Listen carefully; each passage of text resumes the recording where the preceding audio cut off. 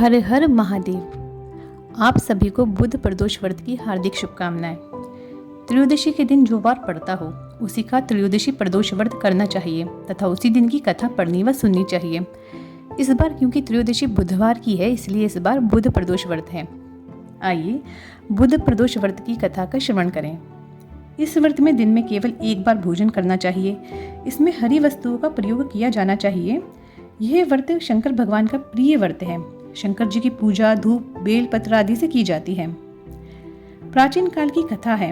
एक पुरुष का नया नया विवाह हुआ था। वह गोने के बाद दूसरी बार पत्नी को लिवाने के लिए अपनी ससुराल पहुंचा और उसने सास से कहा कि बुधवार के दिन ही पत्नी को लेकर अपने नगर जाएगा। उस पुरुष के सास ससुर ने साले सालियों ने उसको बहुत समझाया कि बुधवार को पत्नी को विदा कराकर ले जाना शुभ नहीं है, लेकिन वह पुरुष अपनी जिद से टस से मस नहीं हुआ। विवश होकर सास ससुर को अपने जमाता और पुत्री को भारी मन से विदा करना पड़ा। पति पत्नी बैलगाड़ी में चले जा रहे थे। एक नगर के बाहर निकलते ही पत्नी को प्यास लगी। पति लोटा लेकर पत्नी के लिए पानी लेने गया। जब वह पानी लेकर लौटा तो उसके क्रोध और आश्चर्य की सीमा न रही, क्योंकि उसकी पत्नी किसी अन्य पुरुष के लाए लोटे में से पानी पीकर हंस हंस कर बतिया रही थी। क्रोध में आग बबूला होकर वह उस आदमी से झगड़ा करने लगा, मगर यह देखकर आश्चर्य की सीमा न रही कि उस पुरुष की शक्ल उस आदमी से हूबहू मिलती थी।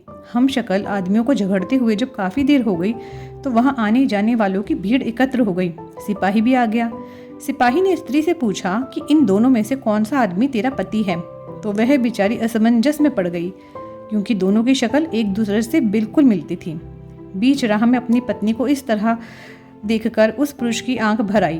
वह शंकर भगवान से प्रार्थना करने लगा कि हे भगवान, आप मेरी पत्नी की रक्षा करो। मुझसे बड़ी भूल हुई जो मैं बुधवार को पत्नी को विदा करा लाया।